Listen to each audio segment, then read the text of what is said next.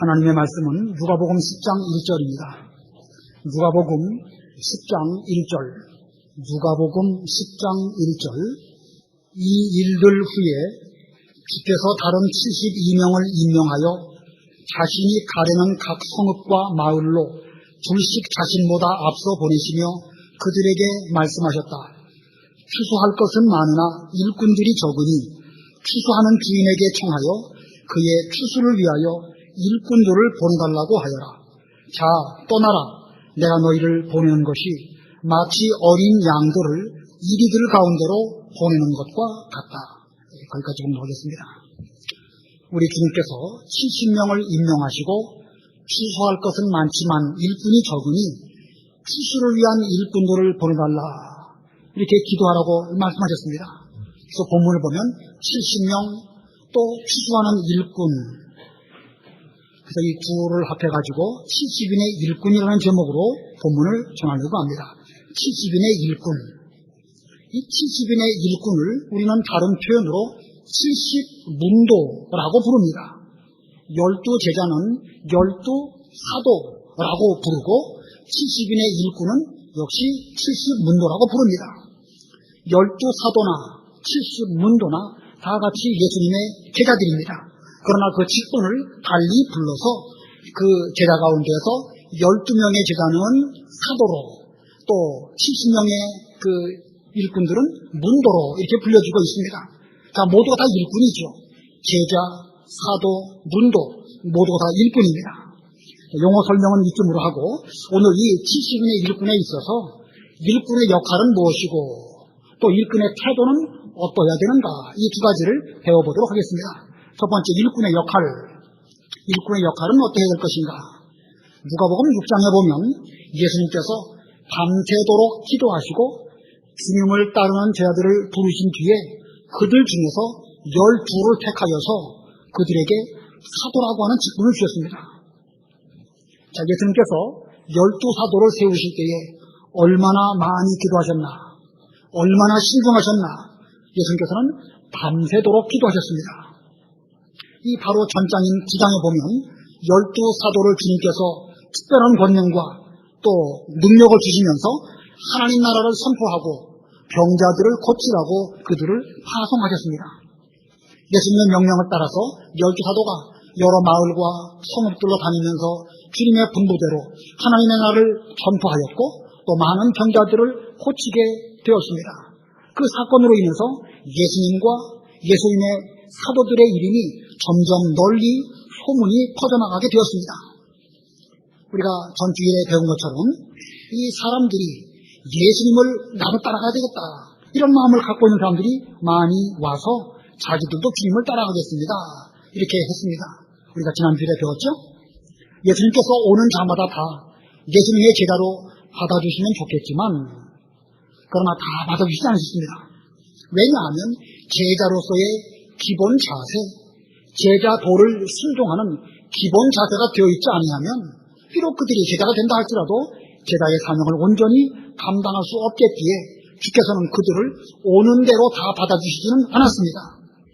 예수님 따르는 자체가 목적이 되어야 되는데 자기 목적을 이루려고 주님을 따르는 사람, 인정을 끊어버리지 못한 사람, 그리고 뒤돌아보는 사람, 이런 사람들에 대해서는 주님께서 단호하게 거절하시고 따라오지 않도록 그렇게 그들에게 말씀하셨습니다. 자, 그런 가운데에서 오늘 본문 이제 누가복음 10장으로 넘어오면서 예수님께서 또 70명을 세우시고 예수님보다 앞서서 여러 마을들과 성읍들로 보내시면서 추수 준비를 잘하도록 그렇게 분부하셨습니다. 본문 1절, 2절 읽어보세요. 1절. 이 일들 후에 주께서 다른 72명을 임명하여 자신이 가시려는 각 성읍과 마을로 둘씩 자신보다 앞서 보내시며 그들에게 말씀하셨다. 추수할 것은 많으나 일꾼들이 적으니 추수하는 주인에게 청하여 그의 추수를 위하여 일꾼들을 보내달라고 하여라. 예, 이게 다른 70명을 임명하여 이 다른 70명, 이 다르다는 말이 무슨 뜻일까? 지금 예수님을 따르는 사람들은 예수님 주변에 많이 있습니다. 그 중에 12사도를 이미 6장에서 세우셨고 9장에서 그들을 파송하셨고 그리고 10장에서는 다른 70명을 문도로 세우시고 그들을 통하여 하나님 나라 일을 하게 하셨습니다.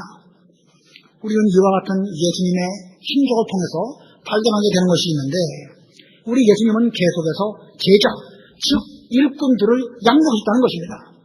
12사도를 택하셔서 그들을 양육하시고 그들을 훈련시키시고 70명의 문도를 또 세우시고 그들을 양육하시며 여러 가지로 훈련하셨다는 것입니다.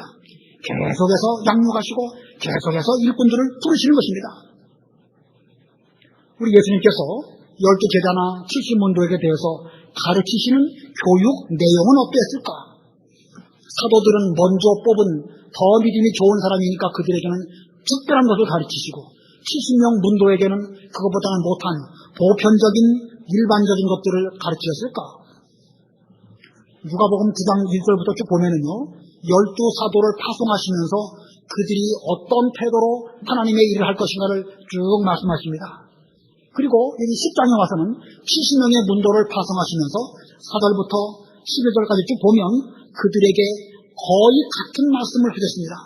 다시 말하면 12사도를 파송하실 때나 70명 문도를 파송하실 때나 예수님께서 그들에게 하신 말씀은 표현상의 문제, 번역상의 문제로 조금의 차이는 있지만 그 내용적으로부터는 거의 같습니다. 이것은 12사도나 70문도나 같은 정신, 같은 사고방식으로 하나님의 일을 하도록 주님께서는 그들을 양육하셨음을 우리에게 보여주고 있습니다. 마태복음 9장에 보면 12사도를 세우시고 그들에게 하신 말씀, 취소할 것은 많으나 일꾼은 수임이 적다, 이렇게 말씀하셨습니다. 오늘 본문 2절에서도 역시 또 같은 말씀하셨죠. 자, 그리고 보면 예수님은 12사도나 70문도나 비록 가르치는 대상으로서 12명, 70명 대상은 조금 다를지 몰라도 같은 정신으로, 같은 사고방식으로, 같은 교육 내용으로 양육하셨음을 보여주고 있습니다. 예수님은 이뿐 아니라 12사도나 70문도뿐만 아니라 어린아이들을 양육하는 일에도 관심을 가지고 계셨습니다. 누가복음 9장 46절로 48절 읽어보세요. 누가복음 9장 46절. 제자들 사이에서 자신들 가운데 누가 가장 큰가 하는 논쟁이 벌어졌다. 예수께서 그들 마음에 일어난 논쟁을 아시고 한 어린아이를 데려다가 자신의 곁에 세우시며 그들에게 말씀하셨다. 누구든지 내 이름으로 이 어린아이를 영접하는 자는 나를 영접하는 것이고 누구든지 나를 영접하는 자는 나를 보내신 분을 영접하는 것이다. 너희 모든 이들 가운데에서 가장 작은 자가 가장 큰 자이다. 예, 주께서 가장 큰 자가 누구인지를 보여주실 때에 주님과 함께 있었던 어린아이들을 가운데 세우시고 어린아이와 같은 마음가짐을 가져야 하나님의 나라에서 큰 자가 될 것이다, 이렇게 일깨워 주셨습니다. 이거 보면 주님께서는 12사도나 70문도뿐만 아니라 어린아이들을 양육하는 일에도 관심을 갖고 계심을 보여주고 있습니다. 계속해서 보면은요, 그 외에 많은 사람들에 대해서도 양육하심에 있어서 관심을 갖고 계셨음을 보여주고 있습니다. 누가복음 9장 49절 50절 읽어보세요. 누가복음 9장 49절. 요한이 예수께 대답하여 말하기를 선생님, 어떤 이가 선생님 이름으로 악령을 쫓아내는 것을 저희가 보았는데 그가 저희와 함께 따르지 않으므로 그를 못하게 막았습니다. 하니 예수께서 그에게 말씀하셨다. 막지 마라. 너희를 반대하지 않는 자는 너희를 위하는 자이다. 예, 예수님의 이름으로 악령을 쫓아내는 어떤 사람들이 있음을 요한이 예수님께 말씀드렸을 때에 주님께서는 그들도 그들 나름대로 하나님 나라 일을 하고 있으니까 굳이 막지 말아라 말씀하시면서 그들에게까지도 주께서는 관심을 갖고 계신 것을 보여주고 있습니다. 그러므로 우리가 이 시간 기억할 것은 예수님께서는 12사도, 70문도, 어린아이, 그 외에도 많은 사람들에 대해서 관심을 가지시고 그들을 잘 양육하여 하나님의 일꾼으로 세우시는 그 일을 끊임없이 하셨다는 것을 발견하게 되는 것입니다. 초대교회 역사를 연구하는 학자들의 견해에 따르면 그 70문도 가운데에서는 나중에 사도 보충할 때에 그 70명 가운데 한 사람이 마띠아였다, 이렇게 말하기도 하고, 사도 바울과 함께 복음 전도했던 바나바도 역시 70문도 가운데 한 사람이 있지 않았을까. 누가복음을 기록한, 본문의 누가복음을 기록한 누가 역시도 70문도 가운데 한 사람이었을 것이다. 이렇게 학자들 간에는 그 의견을 말하는 사람도 있습니다. 예수님께서 품에 안으시고 기도해 주셨던 그 어린아이가 나중에는 커서 사도 요한의 제자가 되고 사도 요한의 뒤를 이어서 안디옥 교회의 교부가 되었고 나중에는 신고자의 반열에 올라간 ig나티우스라는 사람이었을 것이다. 이렇게 말하는 학자들도 있습니다. 정확한 것은 성경에 기록이 안 되어 있으니까 우리가 알 수는 없지만 예수님께서 이 땅에 계시는 동안에 여러 사람들을 많이 양육하셨고 양육받은 그 사람들이 예수님 부활 승천하신 이후에 사도들과 속사도 시대에도 그들을 통해서 하나님의 일이 더욱 잘 됐다는 사실을 볼 때에 예수님께서 양육하신 그 일이 얼마나 중요한 일이었는가라는 것을 우리는 발견하게 됩니다.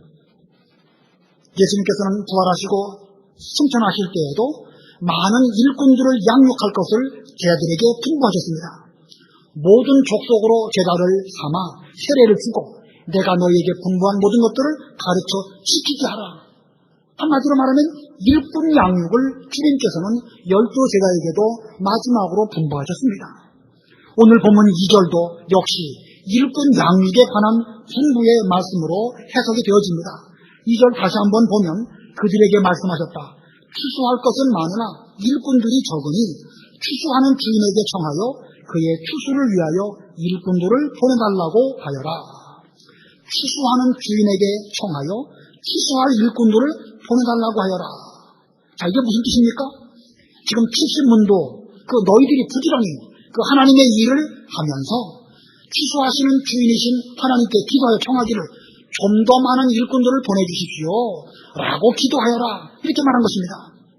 자, 2절에 나와 있는 이 말씀 가운데에서 일꾼의 역할이 무엇인지를 여기서 우리가 발견하게 됩니다. 일꾼의 역할이 무엇인가? 일꾼의 역할 첫 번째는 자기가 먼저 좋은 일꾼이 되어야 됩니다. 좋은 일꾼이 많이 나오면 좋겠다. 이것도 중요하지만 자신이 먼저 좋은 일꾼이 되어야 되는 것이고 두 번째는 그런 가운데 쓸만한 일꾼들을 또 많이 양육해야 됩니다. 그러나 자기가 좋은 일꾼이 되는 것도 쉽지 아니하고 쓸만한 일꾼들이 많이 양육하는 것도 쉽지 아니하니까 세 번째는 그렇게 되도록 하나님께 기도하라는 것입니다. 자, 일꾼의 역할 세 가지. 첫 번째가 뭡니까? 자기가 먼저 좋은 일꾼이 되어야 되고 두 번째는요 쓸만한 일꾼을 양육할 것이고 세 번째는 이게 쉽지 아니하니까 그것을 위해서 하나님께 기도하라는 것입니다. 현재 우리는 어떠한가? 여러분 자신은 쓸만한 일꾼이라고 생각하십니까? 우리가 스스로 생각할 때 나는 쓸만한 일꾼이다. 누가 감히 그렇게 말할 수 있겠습니까? 우리 가운데 아무도 나는 쓸만한 일꾼이다 이렇게 스스로 말하기는 어렵습니다. 그러나 오늘날 우리가 이 자리에서 하나님께 예배드리면서 교회를 섬기는 이면을 놓고 볼 때에 우리가 지금까지 여러 사람들의 신앙 지도를 받아가지고 오늘날 부족하지만 우리가 이와 같은 일을 하고 있음을 깨닫게 됩니다. 우리 한 사람 한 사람이 오늘 이 자리에 존재하기 위해서는 그 이전에 하나님의 종들이나 혹은 여러 주변의 성도들이나 이런 관계와 관계 속에서 우리가 양육받아가지고 오늘 이 자리에 있는 것입니다. 스스로 천상천하 유아독존은 아무도 없습니다. 신앙은 홀로 혹은 독학으로 이렇게 되어지는 것이 아닙니다. 반드시 신앙을 지도하는 여러 스승들이나 선배들이나 교우들이 있었기 때문에 우리가 오늘날 이렇게 존재하는 것입니다. 그러면 오늘날 우리가 우리의 후대들을 위해서나 혹은 우리 주변에 있는 사람들을 위해서 우리도 그렇게 수고해서 일꾼들을 잘 양육하고 있는가? 오늘날 우리는 다음 세대를 위한 신앙교육 또 일꾼 양육을 얼마나 잘 준비하고 있는가? 지난 수요일도 말씀드렸지만 10년 전쯤에 우리 교회 초등학교 1학년부터 6학년까지 교회에 출석하는 숫자가 110명으로 제가 기억하고 있습니다. 그때 집계표를 제가 기억하고 있는데 110명. 그런데 요새 우리 교회 중학교 학생들의 숫자가 50명에서 60명 정도입니다. 그러므로 10년 전보다 그대로 딱 반토막이 되었죠. 딱 반토막입니다. 앞으로 10년 후에 우리 교회는 어떤 모습으로 있을까? 현재 5, 60명 나오는 이 숫자가 25명, 30명 이런 정도로 또 반토막 나지는 않을까? 20년 뒤에 우리 교회 모습은 어떠할까? 이사야 1장에 보면 딸 시온은 포도원의 망대 같고 원두밭에 상징막같이 겨우 남았다. 이사야가 그렇게 한탄하고 있습니다. 포도원의 망대 삐쭉 하나 서 있죠. 또 오이밭에 그 원두막 그냥 삐쭉 하나 서 있습니다. 그와 같이 겨우 듬성듬성 하나 남는 정도가 되지 않겠는가 염려스럽습니다. 이사야를 한번 읽어보겠습니다. 이사야 1장 7절 8절입니다. 이사야 1장 7절 너희 땅은 황폐해졌고 너희 성읍들은 불에 타버렸으며 너희 토지는 너희 눈앞에서 이방인들이 삼켰고 이방인들에게 파괴된 것 같이 황무지가 되었다. 시온의 딸이 마치 포도원의 오두막같이 오이밭의 원두막같이 포위된 성읍같이 겨우 남았다. 이사야 때에 이스라엘 백성들은 성읍과 들판과 여기저기에 많은 백성들이 모여서 하나님을 섬기는 가운데 있지만 그들의 신앙적으로 문제가 있고 하나님의 종들을 잘 영접하지 아니하고 일꾼을 양육하지 않았기 때문에 앞으로 너희들의 모습이 마치 포도원의 오두막같이 오이밭의 원두막같이 이 밭이 있으면 밭에 여기저기 듬성듬성 오두막과 원두막이 망대가 하나씩 있는 것처럼 앞으로 너희들의 모습이 그렇게 될 것이다 라고 예언을 하고 있습니다. 우리 교회에 지금 많은 성도들이 많이 이렇게 앉아 계십니다. 그런데 앞으로 10년이나 20년 뒤에 성도들의 모습이 여기 한 분, 저기 한 분, 저쪽 구석에 한 분 이렇게 있다고 하면 그 모습이 바로 그렇다는 것입니다. 이미 수요 예배 시간의 모습이 그렇습니다.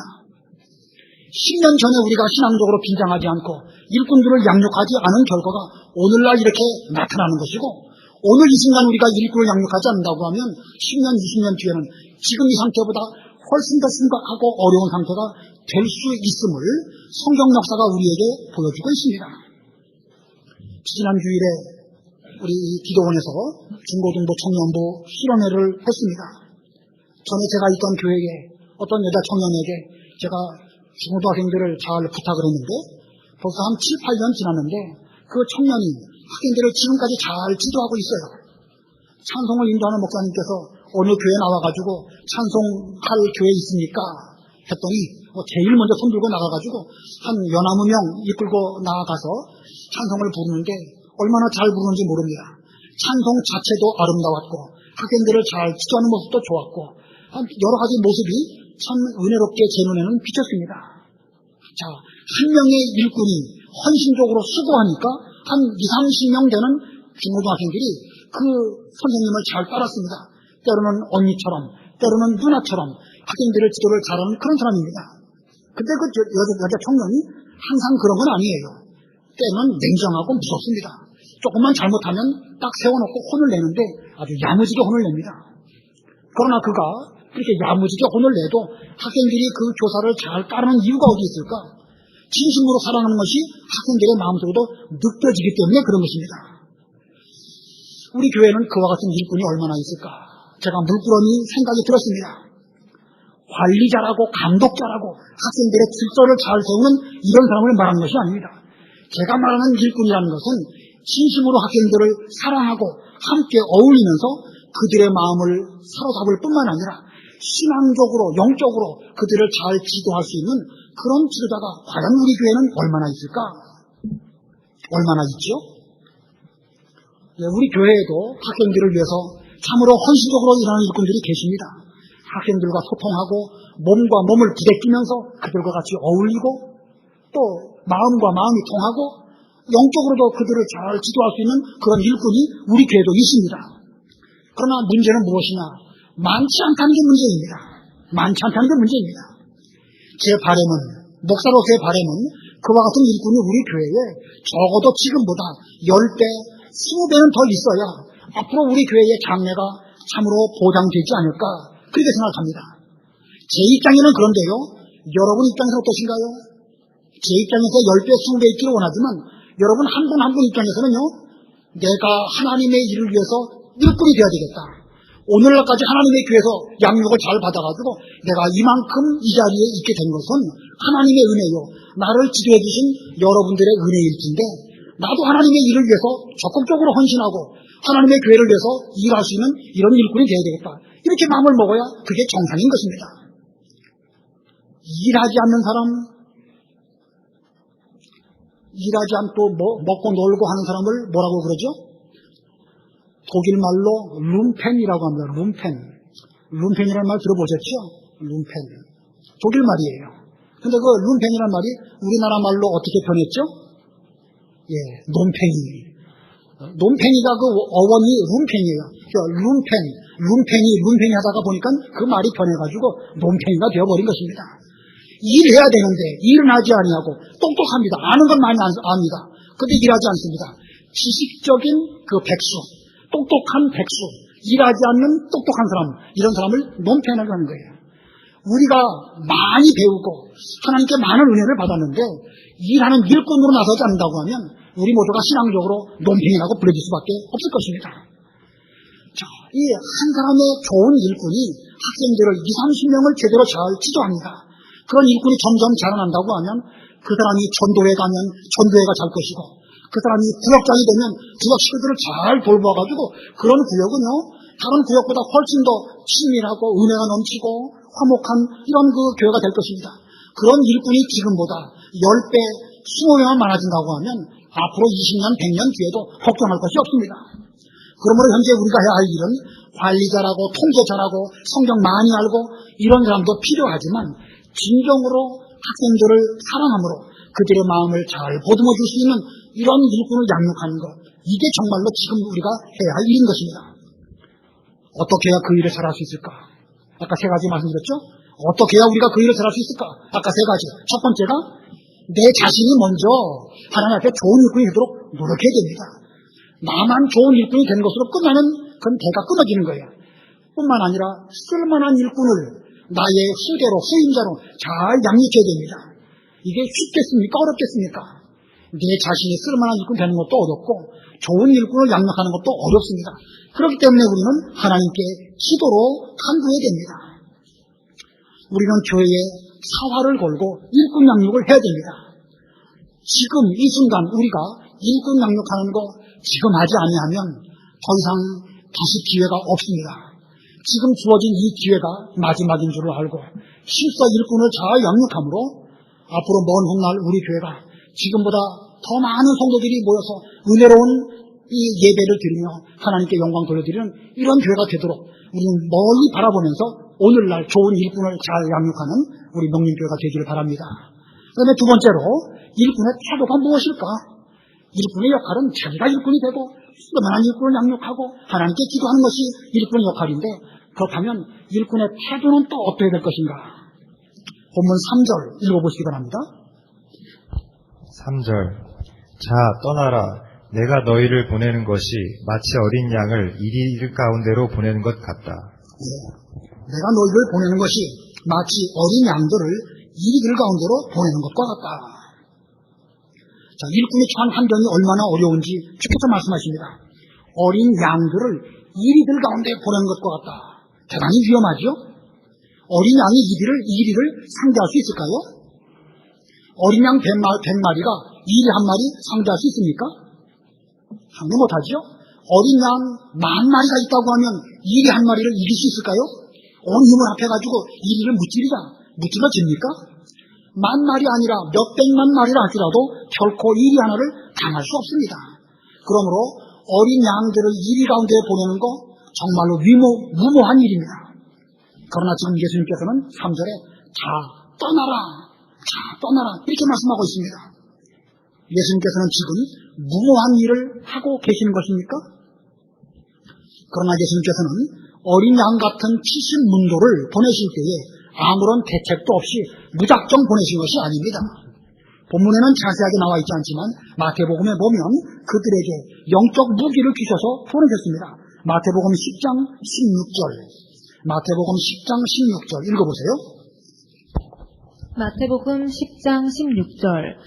보아라, 내가 너희를 보내는 것이 마치 양들을 이리들 가운데로 보내는 것과 같다. 그러므로 너희는 뱀같이 슬기롭고 비둘기같이 순결해져라. 마태복음 10장에서는 12제자를 보내실 때에 내가 너희를 보내는 것이 마치 양들을 이리들 가운데 보내는 것과 같다.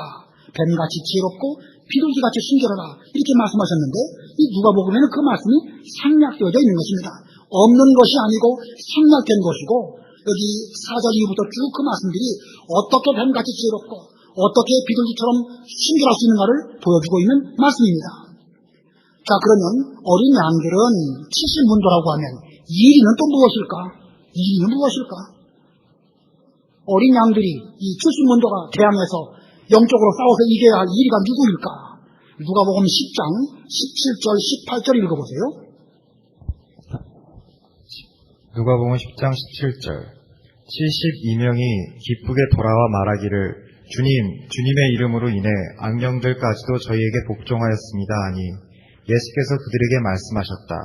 내가 사탄이 하늘에서 번개처럼 떨어지는 것을 보았다. 예, 70명이 돌아와서 말씀드리기를 주님의 이름으로 악령들까지도 복종했습니다. 1위가 무엇이죠? 1위가 무엇이죠? 악령입니다. 악령. 그랬더니 주님께서 내가 사탄이 하늘로부터 번개처럼 떨어지는 것을 보았다. 1위가 무엇이죠? 사탄입니다. 사탄. 자, 이 어린 양들 70문도가 사탄과 악령과 맞서 싸워서 이겨야 되는 이런 영적 전쟁을 해야 되는데 이 전쟁을 하기 위해서는 두 가지 무기가 필요합니다. 첫 번째는 뱀같이 지혜롭고 두 번째는 비둘기같이 순결해야 되는 것입니다. 뱀같이 지혜롭고 여러분 뱀이 지혜로운가요? 뱀 보면 지혜롭다 이렇게 보여집니까? 그 징그럽기만 하죠. 뭐가 지혜롭습니까? 뱀 하면 떠오르는 것이 무엇이죠? 에덴 동산에서 뱀이 하와를 미혹한 사건입니다. 하나님께서 지으신 피조물 가운데 가장 지혜로운 것이 사람입니다. 아무리 뱀이라 할지라도 사람의 지혜를 당할 수가 없습니다. 그러면 만일 그 뱀 속에 사탄이 들어가서 사탄의 지혜로 사람을 유혹한다고 하면 사람의 지혜를 이길 수 있겠습니까? 없겠습니까? 이길 수 있는 것입니다. 그렇기 때문에 결국은 그 하와는 뱀 속에 들어간 사탄의 지혜에 꼬임을 당해가지고 결국 죄를 짓고 말았던 것입니다. 그러면 우리 사람으로서 사탄의 지혜를 이기기 위해서는 어떻게 될까? 사탄의 지혜를 이길 수 있는 방법은 하나님의 지혜를 받아가지고 그 지혜로 사탄을 대적하는 방법 외에는 없습니다. 우리 인간이 사탄의 지혜를 이길 수가 없습니다. 사탄은 영적인 존재이고 그 사탄은 여러 가지 일들을 많이 알고 있는 그런 존재이기 때문에 세상에 어느 누구도 사탄의 지혜를 이길 수는 없습니다. 그러나 사탄의 지혜를 이길 수 있는 방법 한 가지. 하나님의 지혜를 받아서 하나님의 지혜로 사탄을 대적한다고 하면 우리는 얼마든지 사탄을 이길 수가 있는 것입니다. 그러므로 뱀같이 지혜로워라 하시는 그 말씀은 어린 양이 이리를 대적할 때에 70문도가 사탄과 악령들을 대적할 때에 자기 지혜로 하지 말고 하나님께 지혜를 구하고 그것을 받아가지고 그 지혜로 이리를 대적하라는 뜻입니다. 자, 어린 양이 이리를 잘 대적할 수 있겠죠? 이렇게만 한다고 하면. 그런데 두 번째로는요, 비둘기같이 순결하라고 그랬습니다. 비둘기같이 순결하라. 내가 너희를 보내니 어린 양들을 이리들 가운데 보낸 것 같다.